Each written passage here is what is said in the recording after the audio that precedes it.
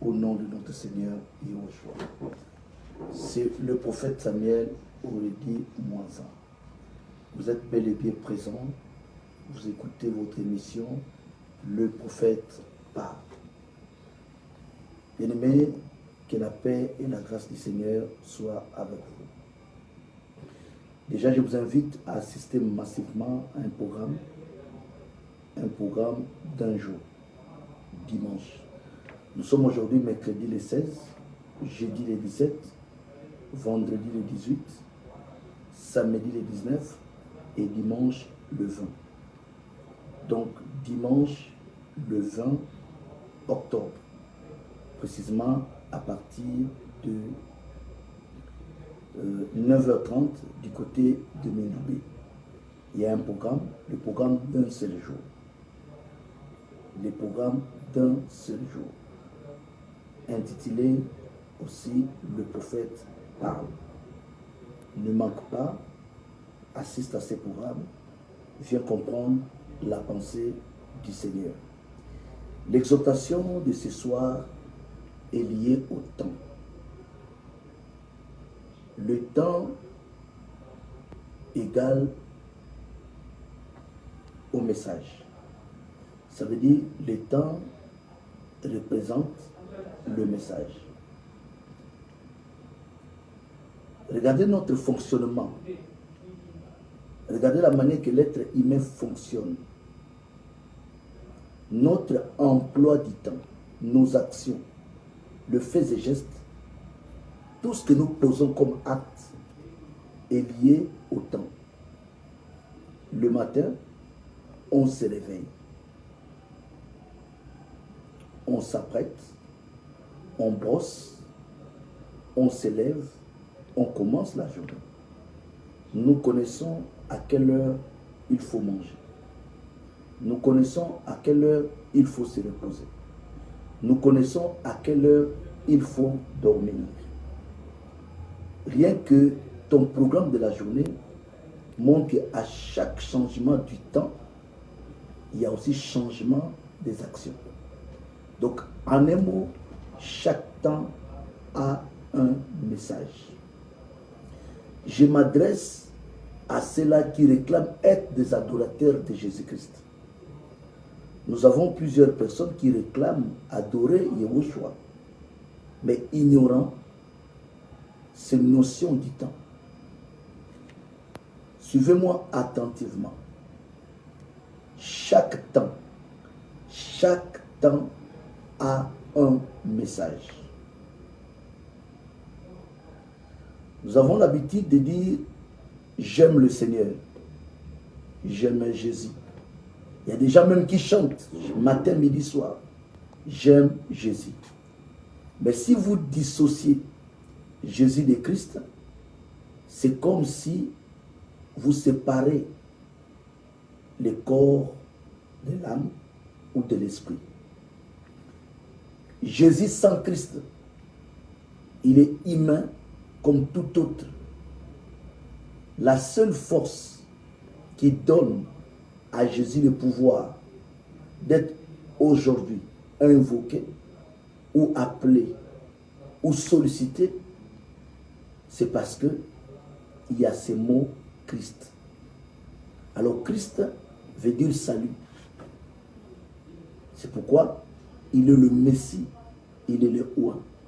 Maintenant, si la personne de Jésus est le Oint, il est le Messie, vous ne pouvez pas obtenir le salut, que ce soit de votre âme, que ce soit de votre chair, parce que le salut n'est pas simplement au niveau de l'âme, le salut est aussi au niveau de la chair. Moi, j'ai été sauvé à plusieurs reprises. J'ai été sauvé comment? Par rapport à ma chair. Ma chair a connu aussi des difficultés qui pouvaient m'entraîner à la mort. Il y a des gens qui ont connu des accidents, mais ils sont sortis sains et saufs. Pourquoi? Parce qu'ils ont été sauvés. Donc, lorsque vous parlez du salut, salut de Jésus comme Messie, parce que Jésus, sans mot Christ, il ne sert absolument à rien. c'est comme la sémence de la femme. C'est des glandes, c'est des liquides, mais cette sémence est différente de la sémence de l'homme qui porte des têtards qui représentent ou qui incarnent la vie. Donc, Jésus égale au salut. Mais salut a toute une histoire. Toute personne qui a besoin du salut en Jésus, je recommence, toute personne qui a besoin du salut, peu importe la forme, mais si le salut vient en Jésus ou vient de Jésus-Christ, il faut d'abord connaître l'histoire du salut. L'ignorance de l'histoire du salut va vous conduire à avoir Jésus et non avoir Christ. Parce que vous avez dissocié le deux. Parlons de l'histoire du salut. Nous connaissons tous que l'histoire des hommes, c'est une histoire écrite par le vainqueur. En réalité, c'est teinté de mensonges. Parce que celui qui est vaincu a l'incapacité d'écrire l'histoire. Mais en matière du salut, c'est Dieu lui-même, à travers ses envoyés, ont écrit l'histoire du salut. Suivez très bien aujourd'hui cette histoire du salut en Jésus.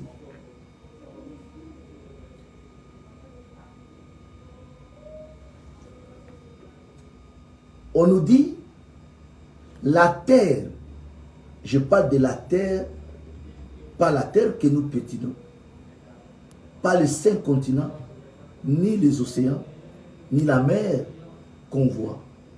Je parle de la terre, l'ensemble y compris, aussi des planètes. Je parle de la terre au commencement, avant de le séparer avec les eaux. Écoutez, on nous dit cette terre était tohi-bohi. Au commencement, la terre était informe et vide. Il y avait les ténèbres sur la surface de la ville. La terre avait besoin du salut. La terre avait soif d'être sauvée de la situation chaotique qui régnait sur terre. L'homme n'était pas encore formé, ni créé. Mais revisitez encore et revoyez comment la terre avait obtenu le salut au commencement. Vous comprenez clairement que la même formule, nous devons l'appliquer aussi à la fin du temps. Au commencement, la terre était informe et vide. Donc il y avait le chaos. Cette terre était sauvée, c'est-à-dire elle a pris une forme. Mais tout a commencé comment? Par 2 choses. La parole, on dit Dieu dit que la lumière soit et la lumière fut. La terre était sauvée à cause de la parole. La parole de Dieu. Le salut de la terre vient de la parole de Dieu. Le contenu de cette parole, c'était quoi? Que la lumière soit. Cette lumière n'était pas la lune. Cette lumière n'était pas le soleil. Cette lumière n'était pas les étoiles. Cette lumière était un homme. Celui de Jean chapitre 1er. En elle était la vie. Et au-dedans de cette vie, il y avait la lumière. Et cette lumière est venue dans le monde. Donc la lumière, c'est la personne de Jésus-Christ. Elle est venue chez les siens. C'est la lumière. Les siens ne l'ont pas reçue. Mais en tous qui l'ont reçue, à ceux qui croient en son nom, il ou elle, la lumière, donne à ces personnes le pouvoir de devenir enfants de Dieu. Donc, Jésus-Christ était déjà la clé du salut au commencement. Par la lumière et par la parole, le Seigneur a sauvé la terre du chaos, du tohu-bohu. Ça veut dire, si ta vie aussi, toi qui ressembles à la terre, est dans une situation chaotique, si ta vie aussi, toi qui es tiré de la terre, est dans une situation de tohu-bohu, la seule façon que le Seigneur que tu invoques, que tu appelles Jésus-Christ, peut te sauver, c'est d'envoyer auprès de toi la lumière. Pas une autre façon, c'est d'envoyer la lumière. Et cette lumière, c'est la personne de Christ, à travers quoi? À travers la parole. Mais remarquez une chose, pourquoi chaque temps a un message? Quelle est la pensée? La pensée cachée, c'est que la quasi-totalité des gens qui adorent Jésus, ils adorent un Satan imaginaire. Ils ont imaginé un Jésus qui n'est qu'en réalité Satan lui-même. Car pour être sauvé dans le plan de Dieu, il faut d'abord connaître le temps. Le salut chez Dieu est collé au temps.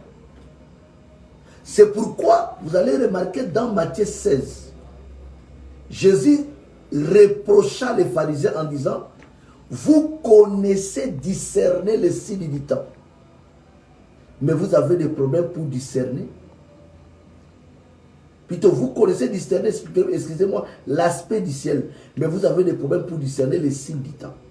C'est-à-dire, l'aspect du ciel, l'être humain est capable de prédire la pluie en voyant seulement l'aspect du ciel. Mais il est incapable de prédire le message du temps ou de se sauver dans le temps seulement parce que l'être humain ne comprend pas que le salut est lié au temps. Lorsque le ciel est sombre, tout le monde prend les précautions parce qu'il y a un message qui annonce la pluie. Le message est lié au temps. Si le ciel devient clair, nous tous nous savons que le ciel est propre, il n'y aura pas de pluie.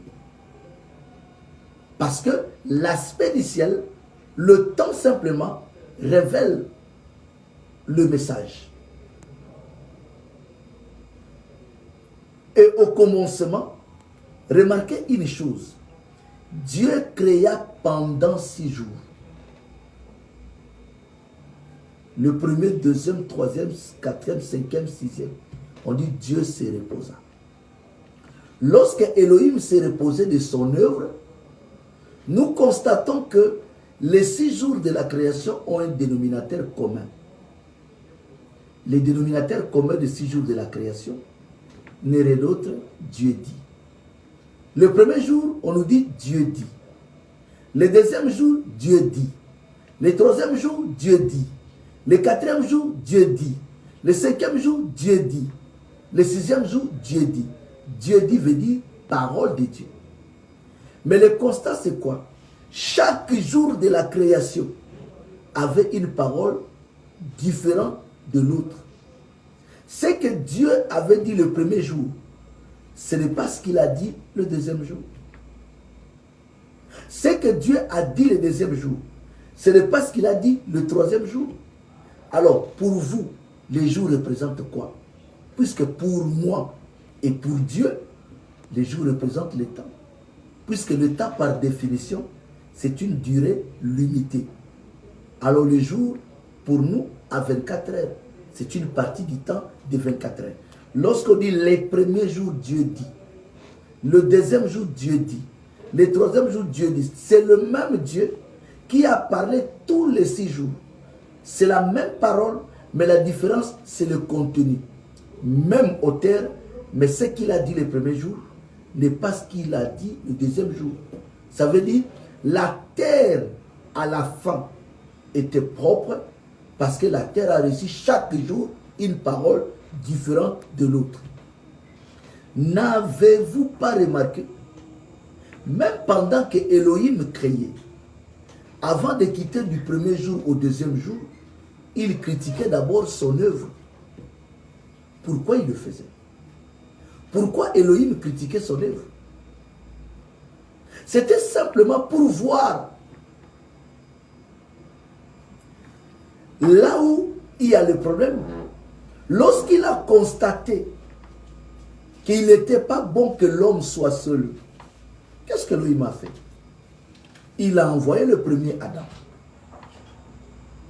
Donc, le salut chez Dieu est lié au temps. C'est pourquoi, dit lui-même, par la parole, nous rappelons encore le numéro, si vous voulez nous joindre, appelez-nous au 74 25 73 32, pour ceux qui sont en direct sur la radio Mbir, 074 25 73 32 ou 066 29 04 33. 066 29 04 33.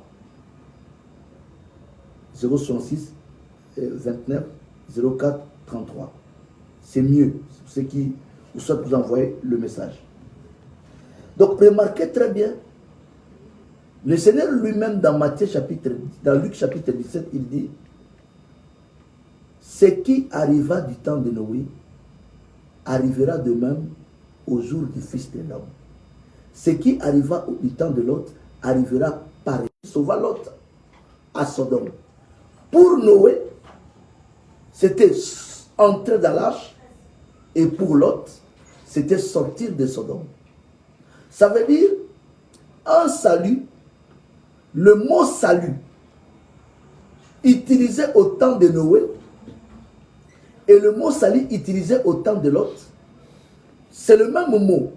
Mais la différence, lorsque les temps changent, les verbes changent aussi. Pour Noé, le verbe était entrer. Pour Lot, le verbe était sortir. Alors pourquoi ce changement du verbe? C'est à cause du temps.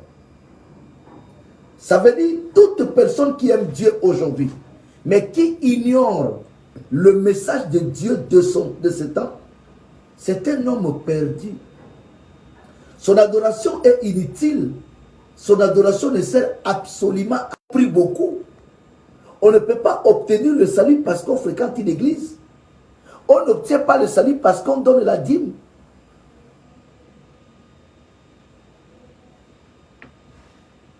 On obtient le salut parce que on se conforme à ce que Dieu a dit à un temps donné. Lorsqu'on refuse de se conformer à ce que Elohim a dit, c'est que on est rejeté par Dieu. C'est pourquoi, sous Noé, c'est-à-dire au temps de Noé, il y avait plein des églises, des adorateurs d'Elohim. Souvenez-vous que le père de Noé, Lémec, n'avait pas seulement comme fils Noé. On dit Lémec a eu des filles et des fils. Le père de Noé était d'une très bonne lignée. Il n'était pas de la lignée de Caïn. Il était descendant de Seth, descendant de Métusélah, descendant de Enoch, qui fut enlevé. Et toutes ces personnes précitées croyaient et adoraient Dieu. Mais remarquez une chose, aucun des descendants d'Enoch, de Lémec, de Métusélah était dans l'arche. Pourquoi? Ils priaient et adoraient Elohim, mais simplement, le problème, c'est qu'ils n'ont pas compris que le salut est lié au temps. Dieu dit au temps de Noé, pour être sauvé, la condition, c'est de trouver refuge dans l'arche. Toute personne qui aime Dieu, qui adore Dieu, qui élève Dieu, Mais qui ne trouvent pas refuge dans l'arche, leur adoration est nulle aux yeux d'Élohim. Parce que ils sont en incompatibilité avec le message du temps. Donc, vous allez remarquer que lorsque les temps changent, les verbes aussi changent. Alors, verbe veut dire parole. Noé a eu un verbe, ou il a reçu de Dieu un verbe. Entre dans l'arche. C'est entrer. L'autre a reçu un verbe. C'est sortir. C'est sortir. Donc, pourquoi on quitte de entrer à sortir? Parce que le temps a changé. Le temps a changé. Les verbes aussi changent. Lorsque nous descendons en Égypte, les Égyptiens et les Israélites ne parlaient pas la même langue. Ça, c'est un. Deuxièmement, les Israélites, 8 jours après la naissance, observaient la loi de la circoncision.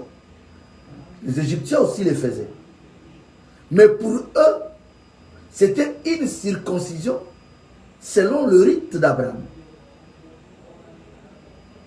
Mais vous allez remarquer, lorsque Dieu a envoyé son ange pour exterminer le premier-né du pays de l'Égypte, les signes d'appartenance à Dieu avaient changé.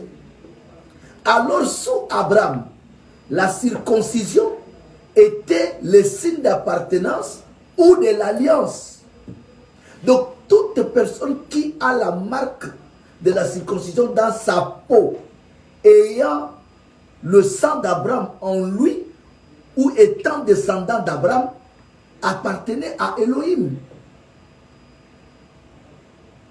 Mais en Égypte, ceux qui avaient plus de pouvoir, ça disparut au point où le seul moyen du salut était d'avoir le sang au linteau de la maison.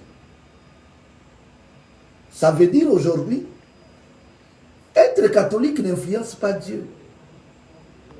Être protestant n'influence pas Elohim. Être dans une église dénominationnelle, ce n'est pas le problème de Dieu. Dieu ne fonctionne pas avec les dénominations. Dieu n'est pas... Les dénominations sont comme des équipes de football ou des clubs. Donc si les Panthères jouent avec les Sotos et les Panthères demandent à gagner chez Dieu, les Sotos aussi demandent. Donc Dieu va faire le choix et dit, je favorise les Gabon au détriment de les Sotos. Donc les Sotos ne prient pas Dieu. Donc les églises sont là, c'est les super chéris, donc c'est des bêtises.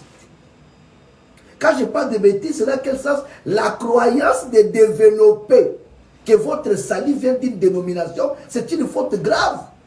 Dans le plan de Dieu, Dieu n'a jamais agi comme ça. Dieu, pour sauver quelqu'un, il envoie sa parole. Il n'envoie pas une dénomination. Il n'envoie pas une église. L'appartenance à Dieu est liée au temps et au message. Un Israélite sait très bien que j'ai sur ma peau la marque de la circoncision. Ça suffit pour moi de démontrer que je suis descendant d'Abraham. Mais le problème, c'est que l'État a changé. Cette alliance était puissante dans Genèse 17. Mais dans Exode a perdu sa vigueur et sa puissance. La seule façon d'obtenir le salut, c'était d'avoir le sang au linteau de sa maison. Voilà comment Israël était sauvé. Je recommence. Je vous invite, adorateurs, amoureux, attachés à la personne de Christ Jésus. Jusqu'à présent, tu ne connais pas Jésus. On t'a fait manger quelque chose que tu ignores. Ça arrive. La religion peut te faire bouffer, te faire manger du poison. Il faut un prophète pour assainir le repas.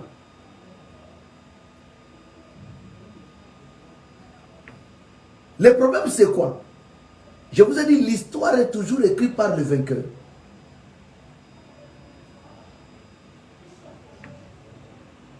Connaître, avoir Jésus est différent d'avoir Jésus-Christ ou Christ.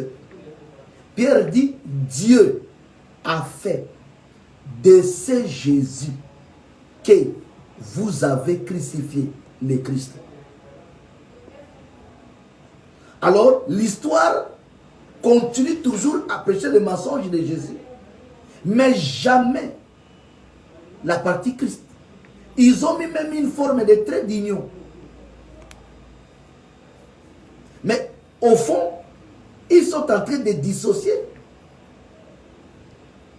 Ils ont déjà enlevé par leur réaction ces traits d'union. Parce qu'ils ont dissocié Jésus au salut. Christ veut dire salut. J'ai dit dans toutes ses formes, charnelles ou spirituelles, salut en Jésus-Christ est d'abord lié au temps. En ce temps où je vous parle, si vous ne croyez pas à la véritable parole révélée par le Seigneur en ce temps, c'est que vous êtes semblable au gendre de Lot.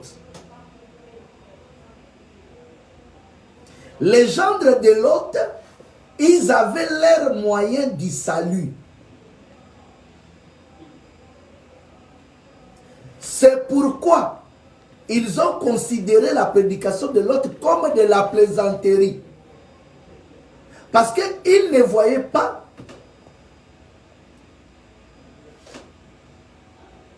comment on peut être sauvé seulement en quittant Sodome. Le problème, c'est ça. Parce qu'ils étaient attachés à l'histoire. Le salut d'avant. Bon, s'il y a une crise, comme le beau-père dit, mais est-ce que c'est obligatoire? Est-ce que c'est une obligation? Il n'y a pas un autre moyen. Il n'y a pas. Il n'y a pas un autre moyen. Que la religion ne vous trompe pas. Les gendres de Lot ont été consumés par le fait parce qu'ils ont cherché un autre moyen du salut. On dit, pendant que Lot parlait avec ses gendres, et il voyait ça comme de la plaisanterie. Ça veut dire qu'il ne prenait pas la chose au sérieux. Comme toi, ce matin ou cet après-midi, tu ne prends pas ça au sérieux. Tu crois que c'est une plaisanterie. Alors ce n'est pas une plaisanterie, c'est des choses vraies. Aimer Dieu comment? Attaché à Dieu comme tu veux. Mais si tu restes dans Sodome, tu mourras. Mais tu peux ne pas montrer à Dieu que tu l'aimes. Parce que Dieu juge son amour pas en fonction des sacrifices. Il juge son amour en fonction du respect à sa volonté. C'est pourquoi il dit à Saül, voilà, l'obéissance vaut mieux que les sacrifices. Mais Saül avait fait quoi? Quel mal que Saül avait fait. Mais Dieu enseigne à Saül, j'aime l'attachement à la parole que tous les sacrifices. Tu peux jeûner 40 jours, 40 nuits. Si tu es dans une église de réveil où on prêche le social, au sens de ça, comme message du temps, tu es perdu. Tu es perdu. Tu es perdu. Et tu vas faire d'église en église. Parce que tu n'auras pas la paix. Puisque le salut est caché d'abord au temps. Il faut d'abord savoir, nous sommes dans quel temps. Si tu découvres le temps que nous sommes prophétiquement, quel est le message de notre temps? Toute l'histoire de la Bible, Dieu a sauvé de cette manière. Tu vas dire, dans ma vie, rien ne va. Frère, tu as oublié que l'Écriture dit, il s'est levé en Égypte un nouveau roi. Vous voyez? Il s'est levé en Égypte un nouveau roi. Qui est le nouveau roi? C'est un pharaon. Mais ce pharaon ne connaissaient pas Joseph. C'est-à-dire, il y a eu un nouvel ordre mondial. Vous ne pouvez plus être dans la même dispensation. On dit la génération de Joseph, cette génération a disparu. Donc, prophétiquement, il dépendait d'une autre prophétie. Prophétiquement, ils étaient liés à une autre prophétie. Parce qu'on dit, la génération de Joseph a disparu. Donc, les derniers ou la dernière personne à avoir été en contact avec les enfants de Joseph et la famille de Joseph a rendu l'âme. Le ciel a donné l'ordre, un signal donné pour que la situation du salut du peuple, leur foi et leur croyance changent. Quand les enfants d'Israël ont quitté Canaan, ils ont quitté sous quelle couverture pour se retrouver en Égypte? La couverture qui a aidé Israël à se retrouver en Égypte, ce n'est pas la même couverture qui les a fait sortir de l'Égypte pour retourner à Canaan. Non. Le salut marche avec le temps. On dit, il s'est levé en Égypte un pharaon qui ne connaissait pas, un nouveau roi. Il y a eu un nouvel ordre mondial. Le problème de ce pharaon, c'est quoi? Il attaque la croissance et la puissance des Israélites. C'est pourquoi tu peux même remarquer, puisque le pharaon était anti-Joseph, tout ce qui est anti-Christ, tout ce qui est contre Jésus, toute personne qui n'a pas la vie de Christ en lui, lorsqu'il décide de te faire du mal, il attaque aussi la croissance, dans toutes ses formes. L'objectif de ce pharaon était quoi? Il dit, le peuple d'Israël, ils sont devenus nombreux et puissants. Combien de personnes? Aujourd'hui, la natalité est menacée. Combien de femmes ont des difficultés d'enfanter, de concevoir? Mais ils ne connaissent pas dans quel ordre nous vivons. L'incrédulité a envahi le cœur. Les gens sont que dans la futilité. Ça comprendre comment l'ennemi fonctionne. On dit Pharaon est contre la croissance et la puissance de ce peuple. Le peuple est devenu puissant.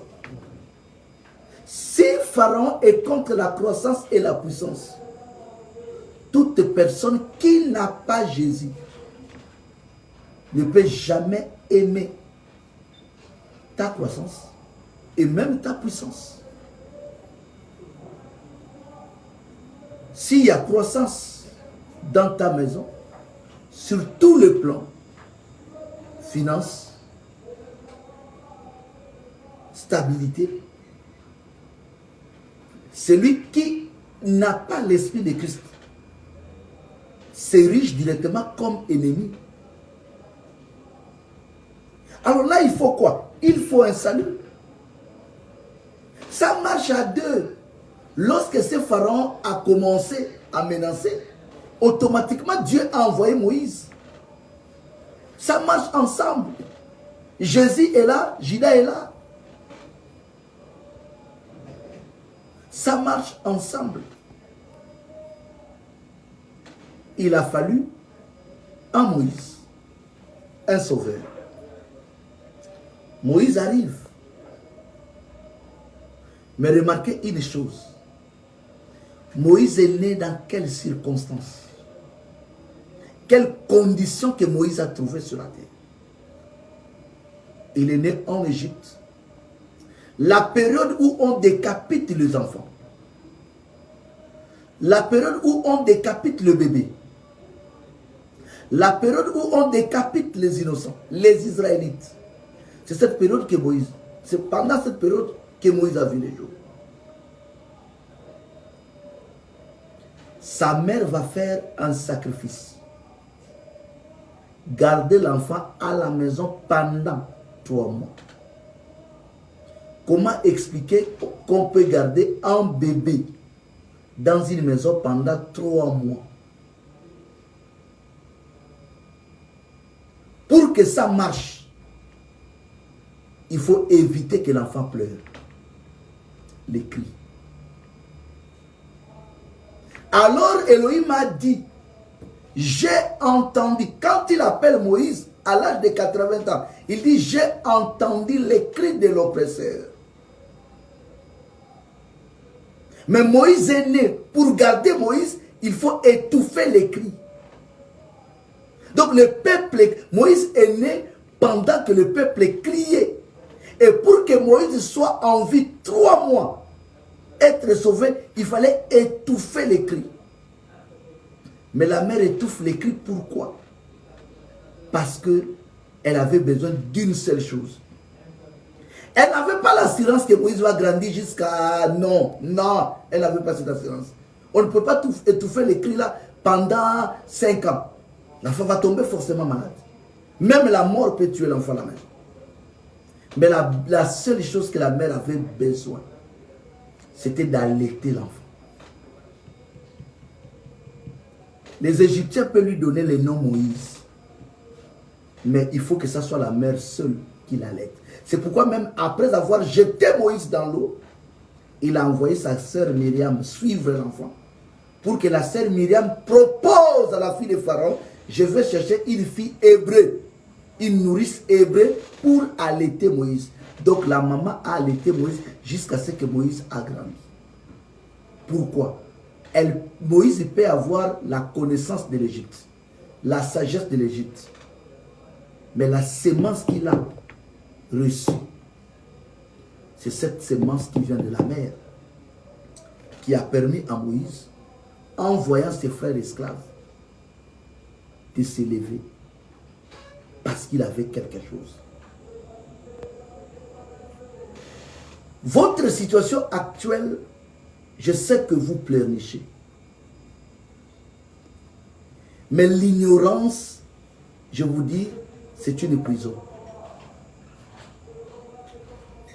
Les dénominations ne peuvent jamais vous sauver. L'ignorance est une prison. Combien de personnes aujourd'hui adorent Satan, mais sous forme de Jésus? Combien de personnes sont ignorantes sur cette terre? Ton problème c'est quoi? On découvre qu'on est ignorant les jours qu'on raconte la vérité. Tant qu'on n'a pas raconté la vérité, on croit toujours avoir la vérité. Tout le monde croit avoir la vérité. Je dis, tout le monde croit avoir la vérité. L'homme accepte être ignorant les jours qu'il raconte la vérité.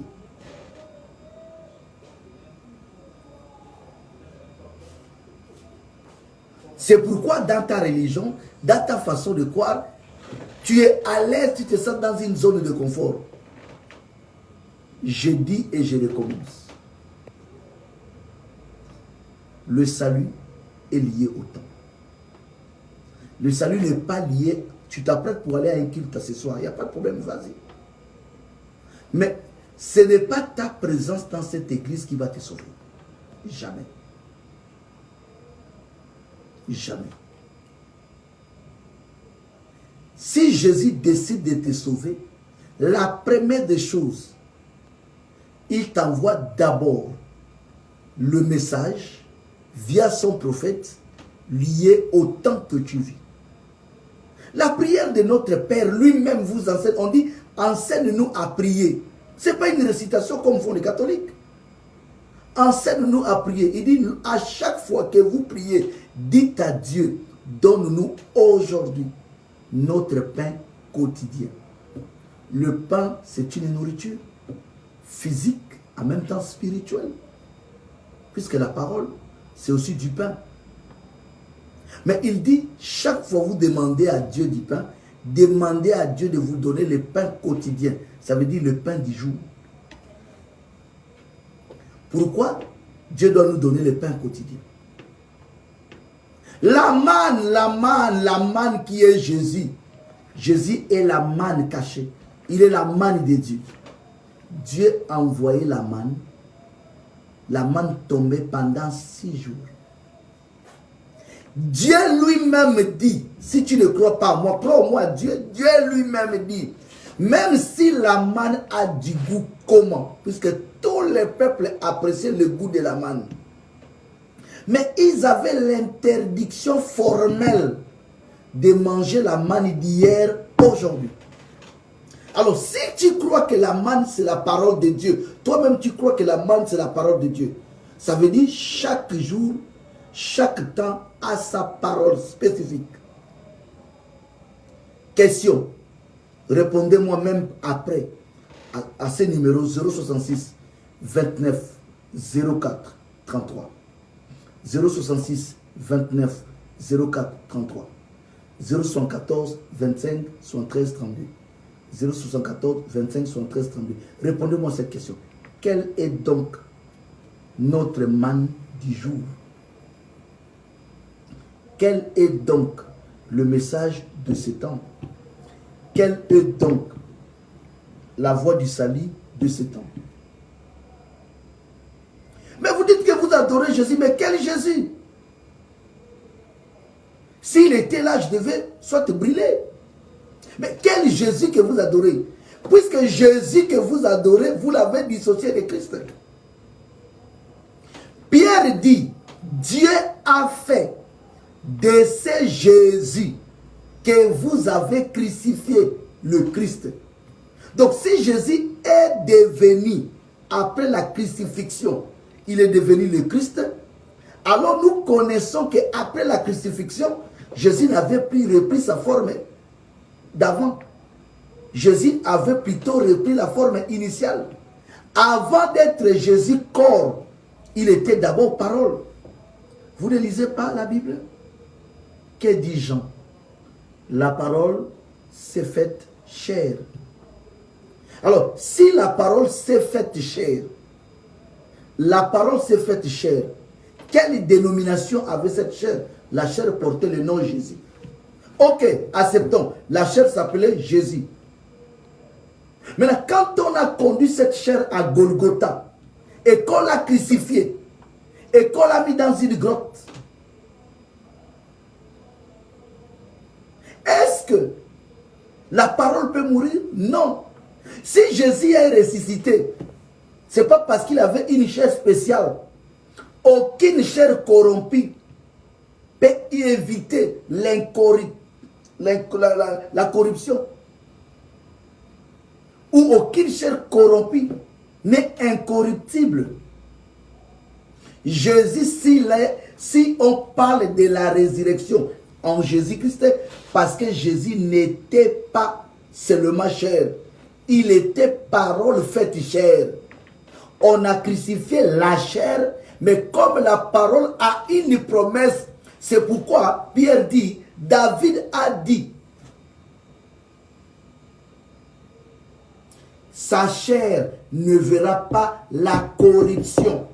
Pourquoi sa chair n'a pas vu la corruption? Parce que sa chair, au départ, il était d'abord parole. Au départ, il était d'abord parole. Et la parole s'est faite chair. À la personne de Christ, qu'est-ce qui s'est passé après? Il y a eu une résurrection. Il a repris sa position initiale. Après la mort de Jésus, après la résurrection de Jésus-Christ, Jésus n'était plus physique. Il a porté un corps où on dit, il a apparu. Est-ce qu'avant la crucifixion, vous avez déjà vu quelque part on dit Jésus a apparu? Au moins, ce soit la mauvaise version de la Bible. Il n'y a jamais eu des endroits où Jésus a apparu. Ça n'existe pas. Jésus a commencé à apparaître après la résurrection. Parce qu'il avait repris sa forme de la parole. Les disciples de Maïs qui l'ont rencontré sur le chemin de Maïs ne l'ont pas reconnu, alors ce sont ses propres disciples. Et même ont dit, nous avons. Ils ont dit, notre cœur ne brûlait-il pas au-dedans pendant qu'il parlait? Pendant qu'il parlait. Pourquoi? Mais parce qu'ils ont reconnu Jésus rien qu'à travers la parole. Alors si Jésus aujourd'hui est parole, c'est qu'il a la forme de la manne. C'est qu'il est la manne. Montrez-moi une manne qu'on doit manger de lundi à vendredi. Ça n'existe pas. Montrez-moi une manne qu'on a mangé de lundi à vendredi. Ça n'existe pas. Donc la parole de l'an 33, c'est la même parole de 2025? Non. Ou 2024? Non. Même la parabole des 10 vierges, je vous dis, elles sont parties à la rencontre de l'époux. Mais comme l'époux tardait à venir, tout s'assoupir. Ça veut dire quoi? Il faisait tard, la nuit. Il fallait dormir. Elles n'ont pas veillé. Parce que c'était la nuit. Si elles attendaient l'époux la journée, elles n'allaient pas dormir. Le message est lié au temps. Le message est lié au temps. Le salut est lié au temps. Quittez les dénominations. Le Seigneur est vivant. Le Seigneur est vivant. Même pour ta vie. La main de Dieu manifeste lorsque tu as la capacité de discerner le temps. Il faut avoir la bonne lecture du temps. Ta vie est liée au temps. Je t'invite dimanche. Ce n'est pas compliqué. Vous êtes à Wenji. En allant vers Mindoubé 2. Demandez simplement, très simple, que le taxman ou le clandoman vous dépose après la pharmacie de Mindoubé 2. Juste après, quelques mètres après la pharmacie de Mindoubé 2. Avant d'arriver au Carrefour Pavé, il y a une boulangerie, ancienne boulangerie, qu'il vous dépose là. En face de la boulangerie, il y a une poubelle. Juste après la pharmacie de Mindoubé 2, en allant vers le Carrefour Pavé, il y a une poubelle. Si vous êtes à la boulangerie, en face, il y a une poubelle. Derrière la poubelle, il y a une route qui mène vers la cité. Emprunte cette route-là. Empruntez la route. Juste 100 mètres après, il y a un bâtiment à un niveau inachevé. C'est là où nous allons nous retrouver dimanche. Viens comprendre la pensée de Dieu. Je t'invite. Ne manque pas. Que la grâce, la paix, la bonté du Seigneur soit avec vous. Je m'adresse précisément aux amoureux du Seigneur. Je parle aux amoureux du Seigneur. À ceux qui aiment le Seigneur et qui aiment sa parole. À ceux qui sont attachés à sa parole. Vous aimez le salut. Vous voulez être sauvé. Il faut connaître nous sommes à quel temps. Au XVIe siècle, les tels s'élevaient sur la scripture, seules les écritures. La situation actuelle du monde, avec le nouvel ordre mondial, il faut des prophètes préparés par Dieu pour ce temps spécial. Moïse est né la période où on dit un nouveau roi qui est venu avec un nouvel ordre mondial qui n'a rien à voir avec la génération passée. Pour combattre ce roi, il faut un prophète comme Moïse. Satan n'a pas peur des plaies. Moïse a fait 9 miracles, c'est-à-dire 9 plaies devant Pharaon. Aucune plaie a fléchi Pharaon au point de libérer les Israélites, jamais. Satan, les démons, n'ont pas peur des intimidations que font les églises de réveil. Satan n'a pas peur de ça. Les églises de réveil avec des machettes coupent la tête de Satan. Satan se moque d'eux, ce sont des aventuriers. Satan a peur de celui ou celle qui a la connaissance. C'est pourquoi vous avez vu, pour vaincre Pharaon, Dieu a donné à Moïse la connaissance. Il dit, va au 10e plaie. Les 10e plaie cachent quoi? Le sang. Il y a la mort et la vie est dans le sang de l'agneau qui incarne Christ. Vous n'avez pas du sang au linteau de vos maisons et vous n'êtes pas sauvés. Même si vous avez la marque de la circoncision, vous mourrez. Rendez-vous à Mindoubé. 074, vous avez des difficultés. 074 25 73 32. 074 25 73 32. 066 29 04 33. 066 29 04 33. 066 29 04 33. Via ces deux numéros, appelez-nous, soit hors antenne, ou venez dimanche du côté de Mindoubé pour écouter cette parole de la vie. Qu'Adonai vous préserve et que le Seigneur soit avec vous. Paix et grâce.